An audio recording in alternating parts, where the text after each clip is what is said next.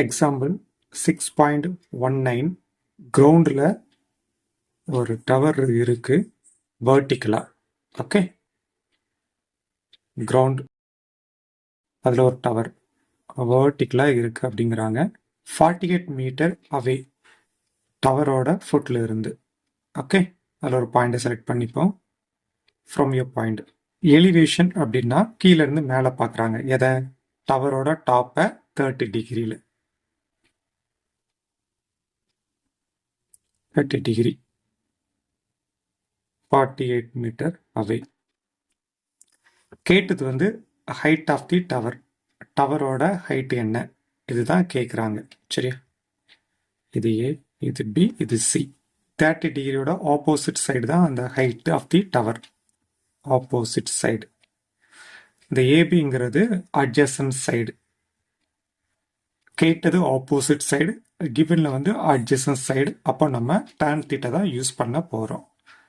Tan theta equal to opposite side by adjacent side. இப்போ தீட்டாக்கான value வந்து 30 degree. Tan 30 degree is equal to opposite side value H, adjacent side value வந்து 48. டேன் 30 டிகிரியோட value 1/√3. Right hand side அப்படியே எழுதிடுறேன். இப்போ நம்மளுக்கு ஹைச்சு தான் வேணும். 48 ரைட் சைடில் டினாமினேட்டரில் இருக்குது. அப்போ லெஃப்ட் வரும்போது நியூமினேட்டர் வந்துடும். 48/√3 ஈக்குவல் டு ஹைச். √3ஆல் டிவைட் பண்ண போகிறோம்.